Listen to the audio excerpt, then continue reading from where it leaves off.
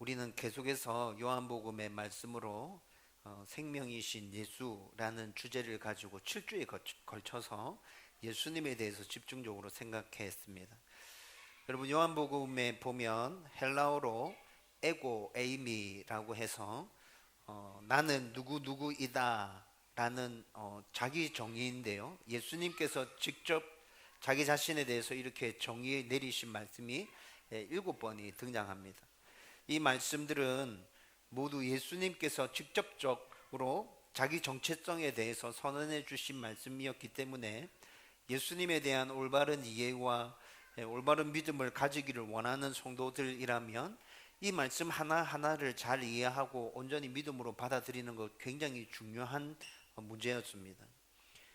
여러분, 그리고 이 말씀을 쭉 나누면서 우리가 동일하게 모든 말씀 가운데서 발견하게 되는 것이 있었는데, 그것이 뭐였냐면 영원한 생명과 관련이 있다는 것이었습니다.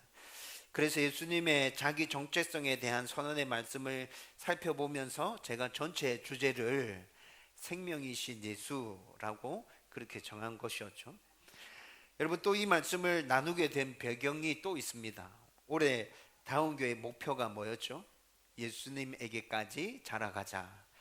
모든 면에서 우리는 예수님에게까지 자라갔으면 좋겠다, 이 소원을 가지고 다운교회가 올 한 해를 출발했는데, 여러분, 그렇게 되려고 하면 예수님에게까지 자라기 위해서는 예수님이 어떤 분이신지, 예수님에 대해서 우리가 정확하게 이해하고 올바른 믿음을 가질 때 예수님에게까지 잘 자라갈 수 있겠구나라는 생각이 들어서, 그래서 제가 예수님에 대해서 집중적으로 생각해 봐야겠다 작정하고 여러분들과 7주 동안 이 말씀을 나누었습니다.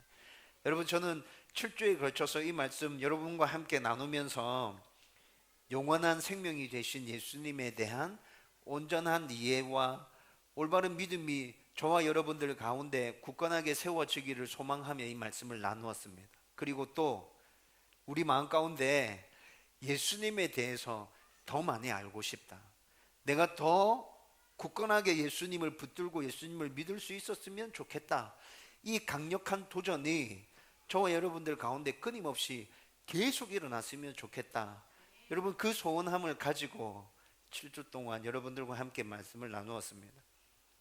여러분, 제가 자주 강조해서 여러분들에게 말씀드렸던 것인데, 여러분, 우리가 믿고 있는 하나님은 광대하시고 위대하시고 천지 만물의 창조주 되신 주인이신 하나님이시죠. 여러분, 지금도 그 하나님이 이 세상 만물을, 나를, 여러분들을 다스리고 통치하고 계십니다.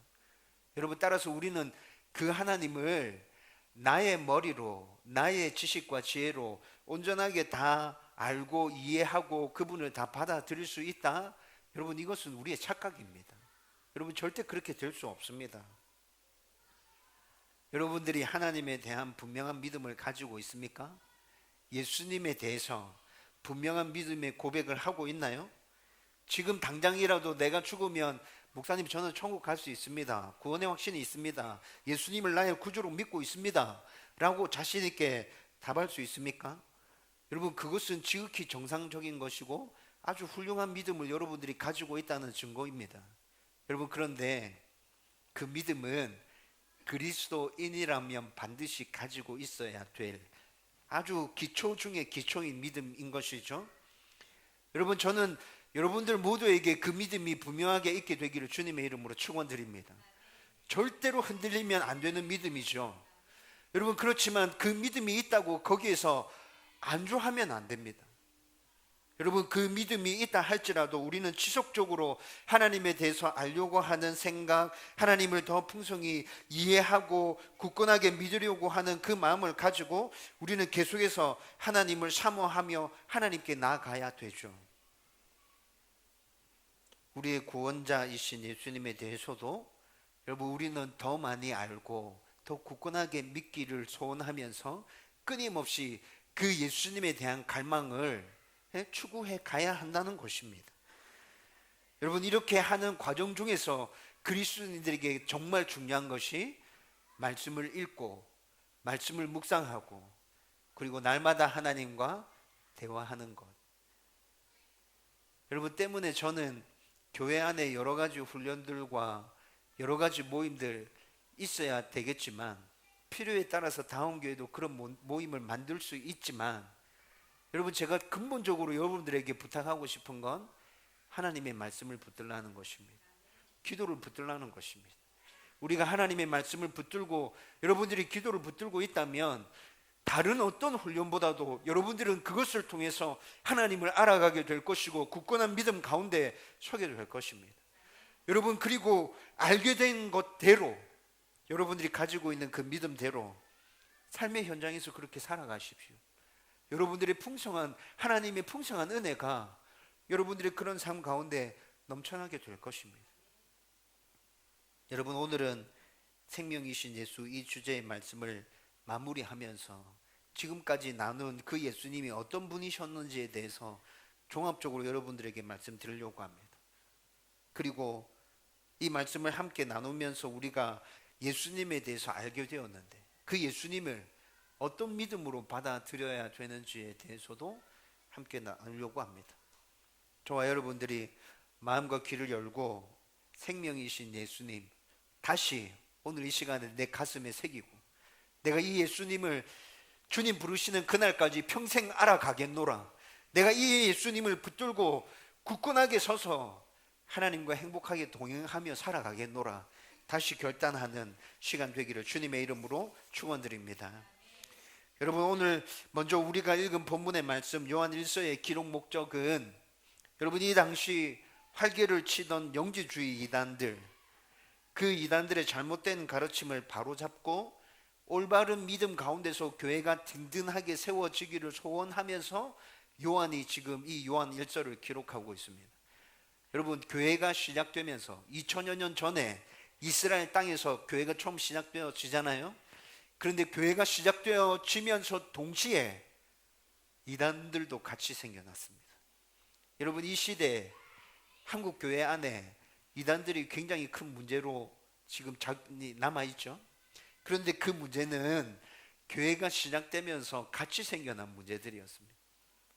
이 당시에 교회에 나타났던 영지주의 이단들, 그들의 주장이 뭐였냐면 예수는 완전한 하나님이며 완전한 사람이 아니다 라고 주장했습니다.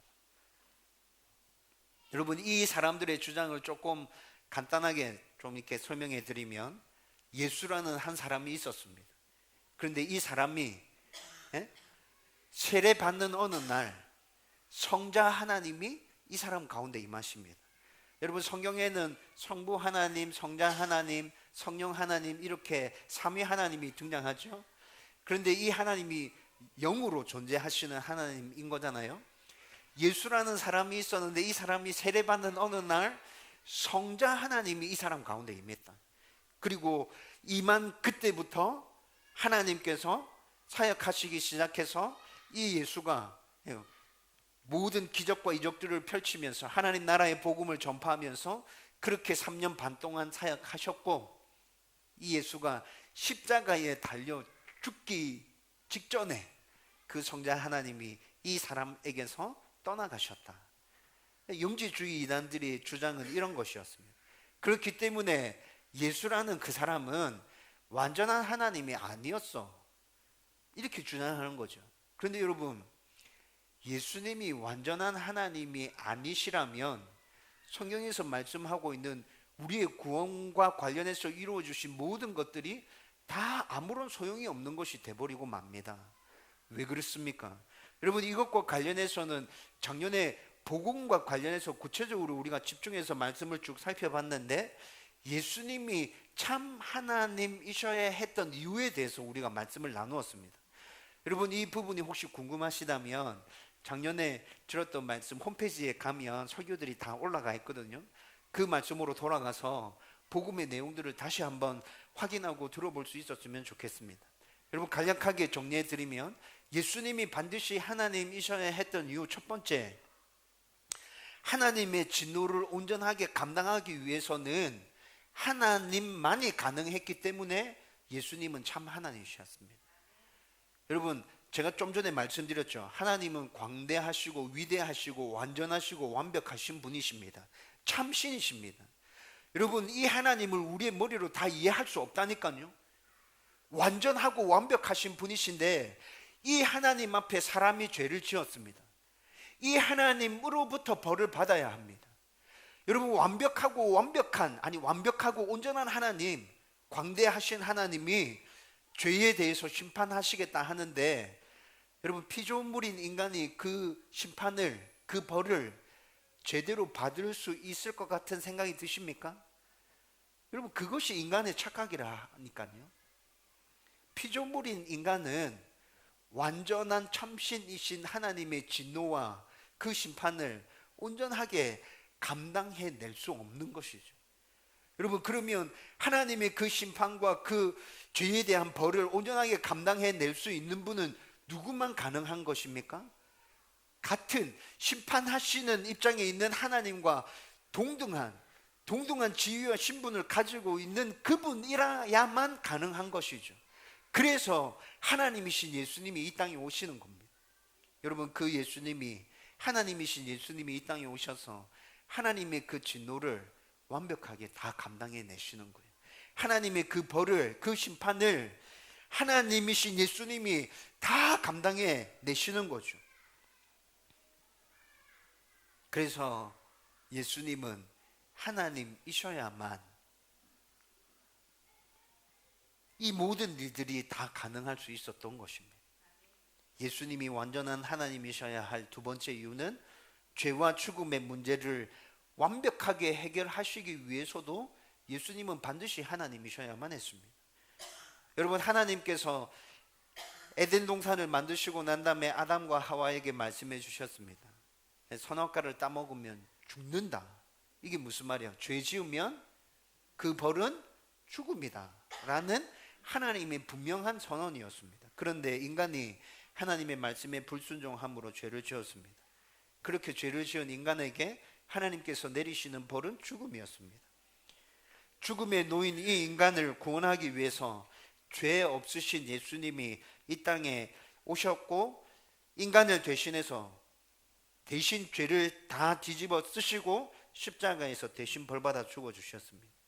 여러분, 이렇게 해서 죽는 것으로 그냥 끝나버리면 죄에 대한 대가를 그냥 치르신 것으로 끝나버리죠. 지금까지 인간들이 죄였던, 지금까지 인간들이 지었던 그 죄를 예수님이 그냥 다 지시고 그냥 그 죄에 대해서 용서해 주시고 죽은 것으로 그냥 끝나게 되는 거죠. 그러면 그 이후에 짓는 죄에 대해서는 이제 어떻게 되는 겁니까? 지금까지 지은 죄에 대해서는 예수님께서 대신 벌받아 주셔서 해결되어 졌는데, 그럼 그 이후에 사람들이 또 짓게 되는 죄는 어떻게 되는 것이죠? 여러분, 누군가가 이렇게 내 죄를 대신해서, 죄 없는 누군가가 나를 대신해서 죽어주는 것으로 끝나버리면 그때까지 지은 죄에 대해서만 용서받을 수 있게 되는 거죠. 여러분, 구약에 나타난 짐승의 제사가 바로 이런 것이었습니다. 여러분, 그래서 구약에 나타난 짐승의 제사는 계속 반복되잖아요. 지금까지 지었던 죄에 대해서 짐승에게 나의 죄를 전가해서 이 짐승이 나를 대신해서 죽었는데, 그렇게 해서 죄를 안 짓고 살아가면 참 감사한데 인간의 존재가 그렇지 못해서 그 이후에 또 죄를 지으면 그 다음에 또 제사를 드리게 됩니다. 지었던 그 죄에 대해서 또 제사를 드리게 되는 거죠. 여러분, 이렇게 죄에 대한 완벽하게 근원적인 문제를 해결해 주는 근본적인 뭔가가 없다면 예수님께서 우리를 대신해서 십자가에서 죽으신 그 죽음은 지금까지 우리가 지었던 죄에 대한 용서, 그 이상도 그 이하도 아닌 것이 되어버리는 것이죠. 그렇지만 하나님께서는 우리 죄와 관련된 모든 문제를 근본적으로 해결하기를 작정하셨습니다. 그래서 예수님을 죽음 가운데서 다시 부활하시게 하시죠. 죽음을 이기고 죄의 결과인 그 죽음까지도 하나님께서 완벽하게, 예수님께서 완벽하게 정리하시고 이제 죄의 모든 문제들은 다 끝났다, 다 해결했다, 내가 승리했다 라는 것을 선언해 주시기에 이르게 됩니다. 여러분, 그런데 죽음을 완전히 이기고 부활할 수 있는 분, 죽음의 권세까지 완벽하게 다 짓밟고 일어설 수 있는 분, 그분은 하나님밖에 없다는 것이죠. 여러분, 그래서 예수님이 하나님이셔야만 했습니다. 그 모든 죄의 문제까지 단번에 해결하기 위해서 예수님은 하나님이셔야만 했던 것이죠. 여러분, 그런데 지금 본문에 나타난 이 당시 영지주의 이단은 완전한 하나님이며 완전한 사람이신 예수님을 부인하고 있는 것입니다. 그래서 이런 잘못된 가르침에 대해서 모든 것들을 바로잡기 위해서 요한은 지금 요한 1서 이 말씀을 기록하면서 예수님은 참 하나님이시다, 예수님은 참 사람이시다, 그가 우리를 위해서 완벽하게 우리의 구원과 관련된 모든 문제들을 다 해결해 주셨고 다 이루어 주셨다, 우리는 그분을 믿을 때 하나님의 자녀가 될 수 있다. 그리고 또 이것뿐만이 아니라 영지주의자들의 잘못된 가르침으로부터 파생되어진 삶 속에서 잘못 적용시키고 있는 말씀들도 있었습니다. 요한은 그것까지도 다 바로잡습니다. 너희들의 그런 행동은 잘못된 것이다, 너희들의 그 행동은 이런 잘못된 믿음에서부터 비롯된 것인데 너희들의 믿음 자체가 잘못됐기 때문에 그 행동도 아니야, 그렇게 하면 안 돼, 너희들 바로잡아야 돼. 이런 모든 말씀들을 지금 요한 1서 말씀 가운데서 다 언급하면서 그 잘못된 신앙과 잘못된 생활 습관까지도 다 바로잡고 있는 것이죠. 그러면서 오늘 우리가 읽은 요한 1서 5장 10절에서 13절의 말씀은 이런 맥락 가운데서 참 하나님이시며 참 사람이신 예수님이 영원한 생명 되심을 선언하고 있습니다. 예수님이 참 하나님이시며 참 사람이시기에 너희들이 그분을 온전하게 믿을 때 그 예수님이 너희들에게 영원한 생명을 주실 수 있는 분이다 라는 것을 지금 선언해 주고 있는 것이죠. 하나님의 아들 예수님을 믿는 자에게는 영생이 있다, 하나님의 아들 예수님을 믿지 않는 자에게는 영생이 없다. 그러면서 13절 말씀에서는 요한 1서의 기록 목적을 다시 한번 설명해 주고 있습니다. 우리 13절 말씀 같이 한번 읽어보십시다. 다 같이 읽습니다. 시작. 내가 하나님의 아들의 이름을 믿는 너희에게 이것을 쓰는 것은 너희로 하여금 너희에게 영생이 있음을 알게 하려 함이라. 아멘. 하나님의 아들의 이름을 믿고 있는 자들에게 지금 이것을 쓴다고 얘기하고 있죠. 하나님의 아들의 이름을 믿는 자들, 예수님을 믿고 있는 자들에게 이 편지를 쓰는데, 내가 다시 이 편지를 쓰는 목적이 뭐냐면 너희에게 예수 그리스도를 통한 영생이 있다, 지금 이것을 말해주기 위해서 이 편지를 다시 쓴다고 말해주고 있습니다. 여러분, 성경은 요한 1서에서 뿐만이 아니라 여러 곳에서 예수님이 영원한 생명 되심을 계속 말씀해 주고 있습니다. 여러분, 우리가 지금 생명이신 예수 이 주제를 가지고 요한복음에 나타나 있는 7가지 예수님 자기 선언에 관련된 말씀을 지금까지 쭉 나눠왔잖아요. 그런데 여러분, 요한복음에는 이 7가지 말씀뿐만이 아니라 예수님이 자기가 영원한 생명 되심에 말씀해 주시는 말씀이 굉장히 많이 포함되어져 있습니다. 여러분들이 잘 알고 있는 말씀일 텐데 요한복음 3장 16절 말씀 우리 같이 읽겠습니다. 다 같이 읽읍시다. 시작. 하나님이 세상을 이처럼 사랑하사 독생자를 주셨으니 이는 그를 믿는 자마다 멸망하지 않고 영생을 얻게 하려 하심이라. 아멘. 여러분, 이 말씀 잘 아는 말씀이죠, 그렇죠? 이 말씀은 예수님과 니고데모와의 대화에서 니고데모가 예수님께 질문합니다. 영생을 얻으려고 하면 주님 어떻게 하면 됩니까? 니고데모가 예수님께 이렇게 질문했거든요.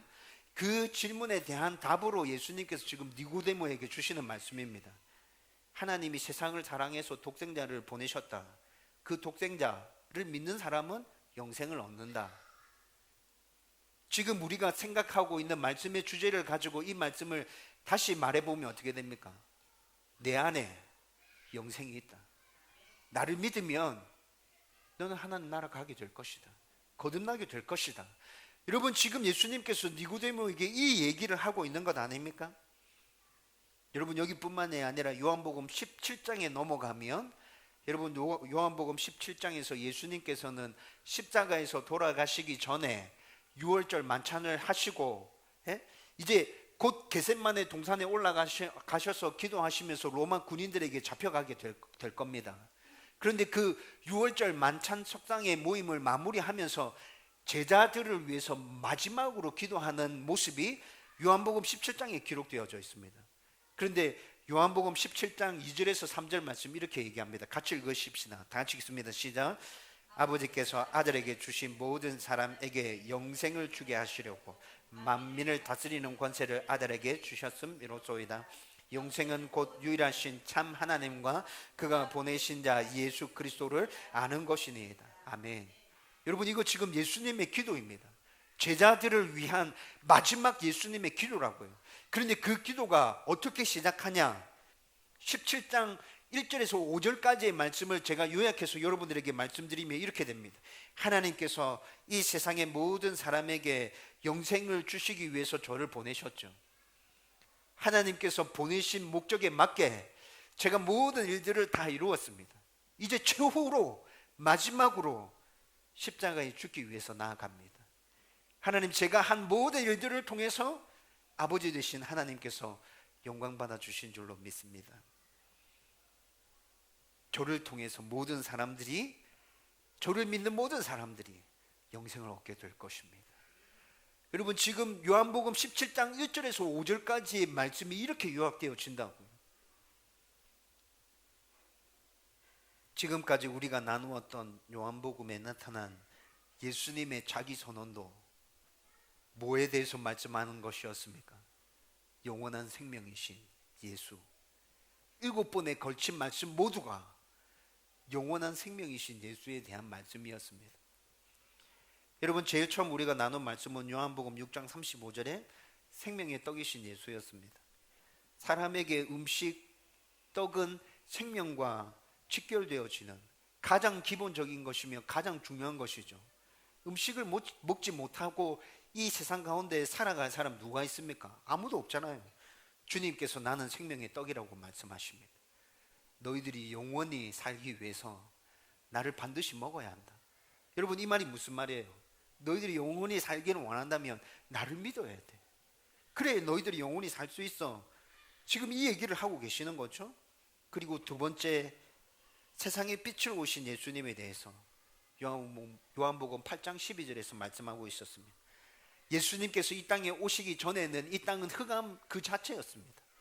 한치 앞도 내 손도 제대로 볼 수 없는 그런 흑암 가운데 있는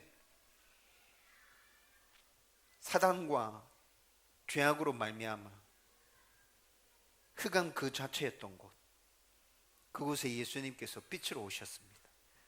빛이신 예수님이 이 땅에 오시면서 아무것도 보이지 않는 우리들 눈에 하나님이 보이기 시작했죠. 예수님을 통해서 하나님을 알 수 있게 되었고, 예수님을 통해서 그 하나님의 은혜 가운데 다시 나갈 수 있게 되었습니다. 사탄의 권세 아래 죄와 죽음이 지배하는, 그래서 모두 다 죽음으로 달려가고 있는 그 흑암 자체인 그곳에 빛으로 오신 예수님께서 밝고 환하게 만드시면서 우리 가운데 새로운 생명의 삶을 살아갈 수 있는 그 모든 환경과 여건을 다 조성해 주시는 것이죠. 세 번째로 나눈 말씀은 요한복음 10장 7절에 나타난 양들의 문이신 예수님이었습니다.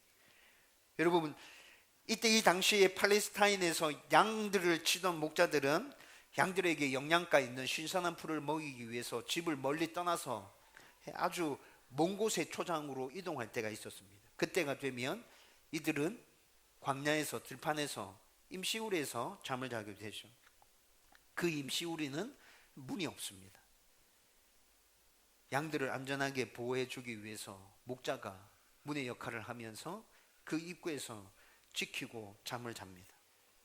여러분 그것뿐만이 아니라 양들의 문인 목자는 양들이 들어가고 나올 때마다 양들 한 마리 한 마리를 꼼꼼하게 확인하고 체크합니다. 무슨 문제가 있는지, 어디가 안 좋은지, 어떻게 돌봐줘야 할 것인지. 여러분 그렇게 세세하게 살피면서 양들의 필요를 채워주고 양들이 편안하게 잘 살아갈 수 있도록 돌봐주시는 거죠.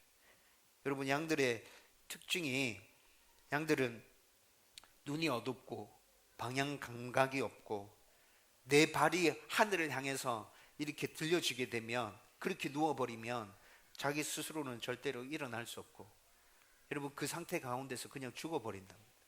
작은 해충이 몸에 붙어서 자기에게 괴롭히고 스트레스를 주면 그것 때문에도 또 쉽게 죽어버린대요. 고집이 센 특징이 있죠. 여러분, 이런 양들의 특징을 생각해 보면, 양들의 문이 된 목자가 이렇게 꼼꼼하게 양들을 살피면서 보호해 주지 않으면 이들은 단 한순간도 제대로 살아갈 수 없게 되는 것이죠. 우리의 생명 되신 주님께서 우리를 그렇게 돌봐주신다고 말씀하고 있는 것입니다. 네 번째로 나눈 말씀은 요한복음 10장 11절에 나타난 선한 목자이신 예수님이었습니다.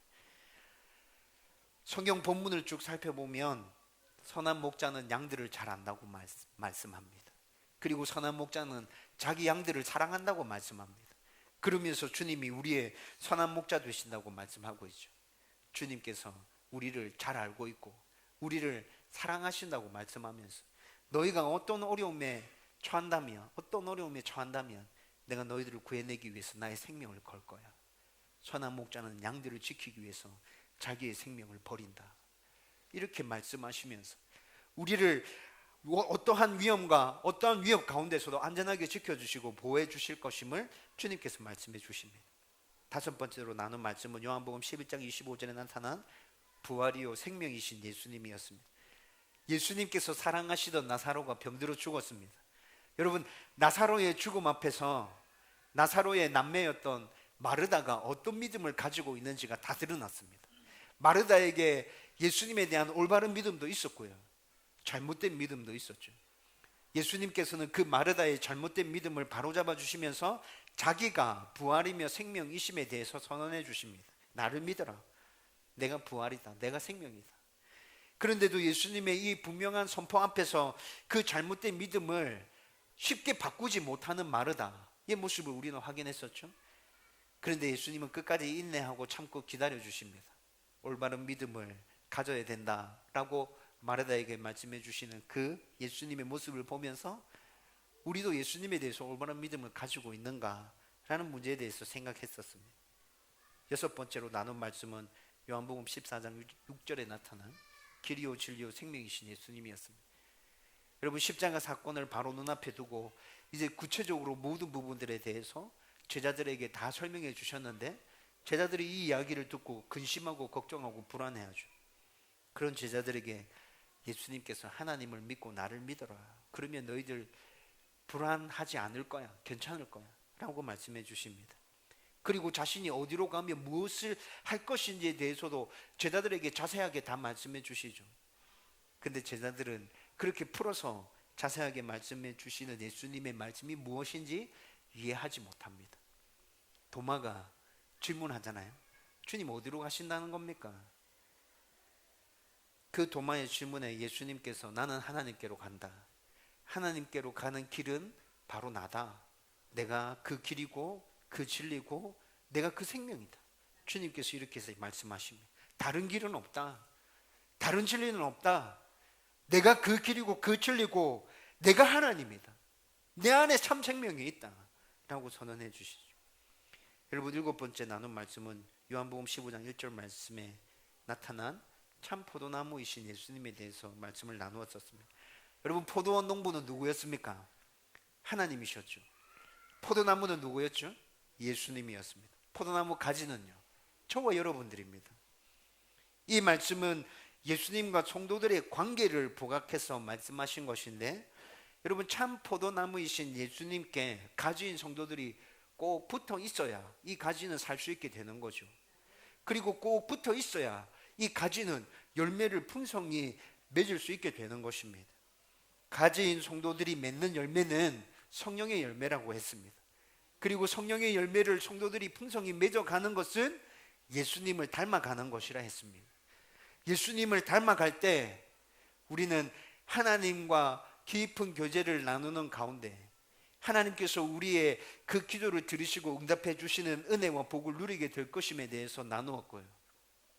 그리고 우리의 그런 모습을 통해서 하나님께서 기뻐하시고 영광 받으실 것임에 대해서 우리가 함께 생각했었습니다. 여러분, 이렇게 우리는 다양하게 요한복음에 나타난 예수님에 대해서 지금까지 생각해 왔다고요.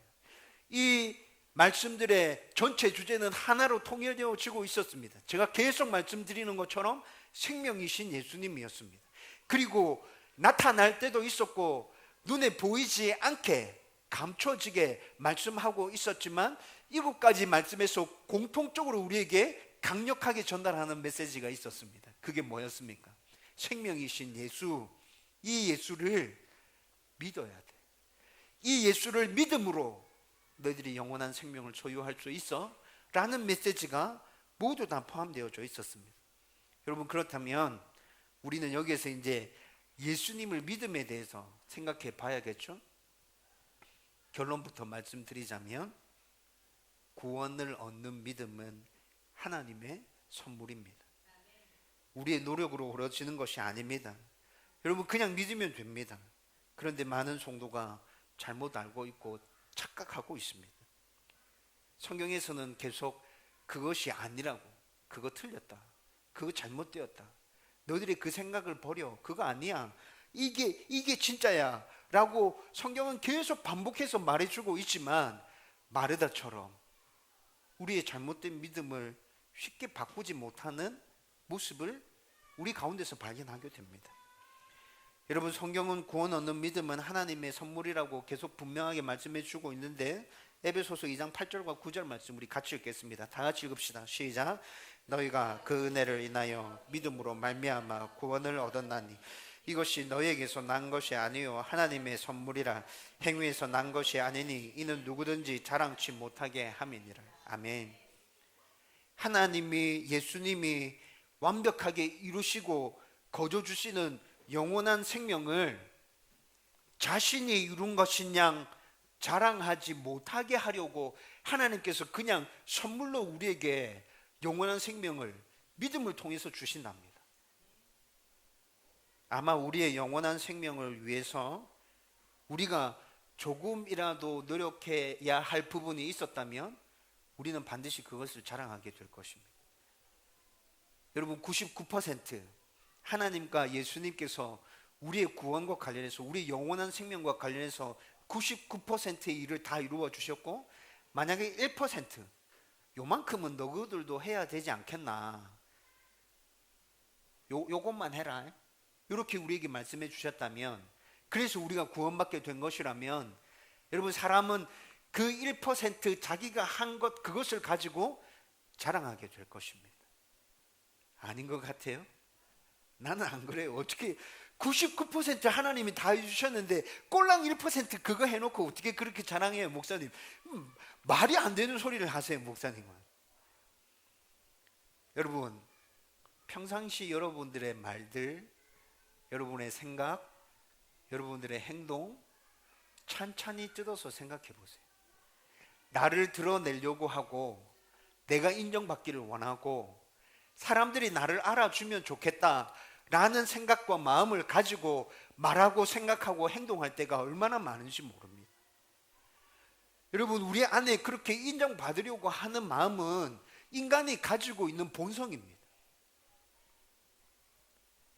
여러분, 저에게도 구원과 관련한 믿음에서는 절대 흔들리지 않습니다. 예수 그리스도의 십자가 구속과 그 은혜로 말미암아 내가 구원받는다. 여러분, 이건 죽었다 깨어나도 흔들리지 않지만 나머지 다른 부분에서 나의 공로와 나의 의들을 드러내려고 하는 나의 모습을 발견할 때 있습니다. 여러분, 개척을 시작하면서 가졌던 생각인데, 내가 바르게 잘하면 교회가 바르게 빨리 세워질 거야. 여러분, 이 생각을 가지고 개척을 시작했죠. 좀 더 정확하게 말씀드리면, 설교를 잘하면, 열심히 기도하면, 말씀대로 살려고 몸부림치면서 그런 모범을 성도들에게 보여주면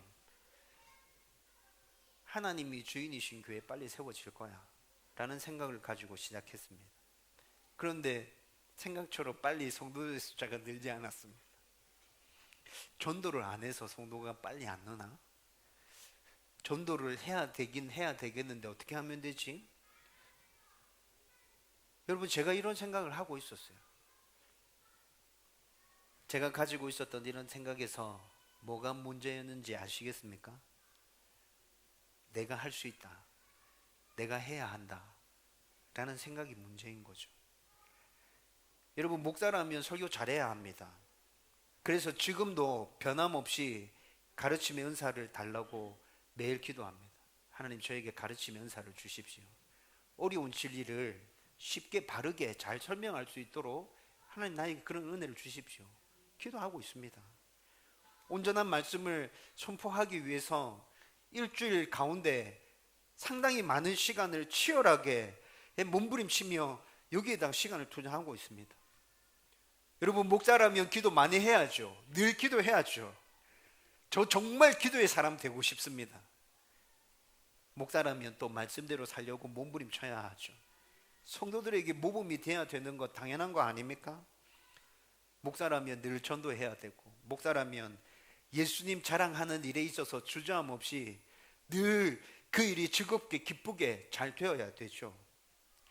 여러분, 모든 성도가 다 이렇게 살아야 되는 건 맞지만 목사라면 더 이렇게 살아야 되는 것 아닙니까? 지금도 이렇게 살기를 소원하고 있고 지금도 이것들을 가지고 치열하게 기도하고 있습니다. 그런데 좀 전에 말씀드렸듯이 앞에 가지고 있었던 저의 생각의 문제가 뭐라고요? 내가 할 수 있다, 내가 해야 한다. 여러분, 만약에 이렇게 해서 교회가 빨리 부흥하고 빨리 크고 모든 일들이 잘 풀려져 갔다면 저는 어떻게 되겠습니까? 내가 했대, 내 진짜 죽을 고생을 해가지고 내가 했대, 내 얼마나 힘들고 어려웠는지 모르지 진짜. 근데 있잖아, 올바르게 바르게 죽을 각오를 하고 하면 된대. 여러분, 이렇게 말하지 않을까요?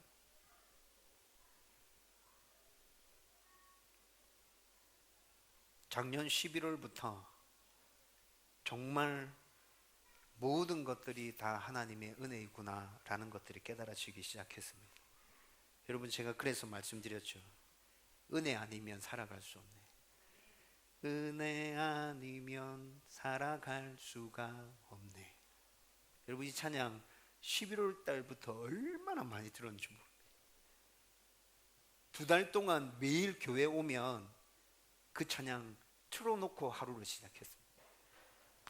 여러분, 지금까지 알고 있었던 하나님의 은혜와는 차원이 다른 내 경험과 내 진심 깊은 곳 마음에서 우러나오는 하나님의 은혜 아니면 나는 살아갈 수 없다. 여러분, 그 고백이 제 안에 넘쳐나게 되는 것이죠. 여러분, 2주 전에 하나님 왜 그렇죠? 칼럼 읽으셨습니까? 여러분, 그 칼럼을 통해서도 똑같은 것에 대해서 생각했습니다. 7년 동안 10년 동안 개척해서 죽으라고 고생하고 있는데 왜 그 교회가 자립이 안 됩니까? 하나님, 그 목사님들이 그 정도 하셨다면 하나님 은혜 주실만 하지 않습니까? 왜 그렇습니까? 그 질문 가운데 역시 찾게 되는 답은 하나님의 은혜이구나, 하나님의 은혜이구나, 내가 할 수 있는 것 아무것도 없구나, 내가 하는 것이 아니구나, 모든 것들이 하나님 주권 가운데 있구나, 그래 하나님 주인이시지. 여러분, 이 고백이 자꾸 되어지는 거예요. 그러면서 내가 할 수 있는 것, 하나님이 나에게 하라고 말씀하시는 것, 그것에 그냥 나는 최선을 다하면 되구나, 그 위에 모든 것들 하나님께서 책임져 주시는구나 라는 생각을 가지게 되는 것이죠. 여러분, 이제 말씀을 결론 지으려고 합니다. 여러분들은 여러분들의 구원에 대해서 어떤 믿음을 가지고 있습니까? 예수님이 나의 죄를 대신해서 십자가에 죽어주셨고 부활하셨으므로 나의 모든 죄가 해결되어졌다. 여러분, 이 사실을 분명히 믿고 고백하고 있습니까? 여러분, 이 사실을 믿음으로 영원한 생명을 누릴 수 있다고 성경은 계속 반복해서 우리에게 말씀해 주고 있습니다. 지금까지 우리가 나눈 예수님에 대한 설명들이 전부 다 이것이었습니다. 그런데 여러분, 우리는 다른 생각하며 살아갈 때가 너무 많습니다. 착한 일 많이 해야, 선한 일을 해야 구원받을 수 있다. 훈련 많이 받아야 된다. 성경에 대해서 많이 알아야 된다. 기도 많이 해야 구원받을 수 있지. 헌금 많이 해야 구원받을 수 있지. 여러분, 어디 성경에 그런 것과 구원이 연결된다고 말씀해 주고 있습니까? 여러분, 그거 아니거든요. 여러분, 오직 믿음이거든요. 생명 대신 예수에 대한 믿음. 여러분, 그것만이 우리를 하나님 자녀 만들어 준다고 성경은 분명히 말씀해 주고 있잖아요. 주님께서 그냥 믿으라고 말씀하십니다. 그냥 믿으라. 그냥 믿으라. 너희들이 뭔가를 해서 구원받을 수 있을 것 같이 생각되냐? 너희들이 하는 그 뭔가가 나에게 합당한 것이 될 것 같으냐? 나는 완벽하고 완전한데? 너희들 뭐를 얼만큼 할 수 있지? 그거 아니야. 그냥 믿어라. 그냥 믿으면 된다. 여러분, 주님께서 계속 이렇게 말씀해 줍니다. 예수님의 십자가, 예수님의 부활, 예수님의 승천, 예수님의 재림, 그 모든 것들이 나를 구원해 주시기 위한 것이다. 그냥 이렇게 믿으면 됩니다. 그러면 우리는 하나님의 자녀 됩니다. 하나님의 자녀 되면 하나님과 대화할 수 있습니다. 하나님과 대화하면서 우리가 하나님 앞에 털어놓는 진심들 하나님께서는 들어주시고 응답해 주시겠다 말씀하십니다. 하나님 복 주시고 은혜 주시고 우리와 함께 동행해 주시겠다 말씀하십니다. 여러분, 잘 믿고 싶은데 안 믿어집니까? 그렇다면 믿어지는 은혜를 달라고 기도하십시오. 좀 믿고 싶은데 안 믿어져요. 그냥 믿으면 된다고 성경이 말씀해 주고 있는데 저 그냥 진짜 믿고 싶은데 안 믿어져요. 하나님 좀 도와주세요. 여러분, 몸부림치며 기도하셔야 됩니다. 이제는 구원의 믿음을 넘어서서 모든 면에서 더 굳건한 믿음을 가지기를 소원하고 계십니까? 여러분, 그렇다면 처음에 말씀드렸던 대로 말씀을 붙들고 묵상하고 읽고 그 말씀 가운데 하나님이 어떤 분이신지, 예수님이 어떤 분이신지 더 깊이 알아가고 더 많이 경험해 가기 위해서 여러분, 몸부림치면서 말씀 앞에 서는 일들을 포기하지 마십시오. 여러분, 짧은 시간이라도 진심으로 하나님 앞에 기도하는 그 일 포기하지 마십시오. 여러분, 기도할 시간이 없다고요? 아니요. 여러분, 차 안에서 기도하셔도 됩니다. 여러분, 화장실에 앉아서 기도하셔도 됩니다. 우리 하나님 그 기도 다 들어주십니다. 나사로의 죽음 앞에서 잘못된 믿음으로 흔들리는 그 마르다에게 십자가의 사건을 구체적으로 말씀해 주실 때 불안한 제자들에게 말씀해 주셨던 것처럼 예수님께서 오늘 이 시간에 우리에게 동일하게 말씀해 주십니다. 뭐라고 말씀하십니까? 두려워하지 마라. 근심하지 마라. 믿어라. 하나님을 믿고 나를 믿어라. 그리하면 너에게 은혜가 주어질 것이다. 저와 여러분들에게 좋은 아버지이신 하나님, 생명이신 예수님, 내 안에 지금 함께 계시는 성령님에 대한 믿음이 굳건하게 생겨나기를 주님의 이름으로 축원드립니다.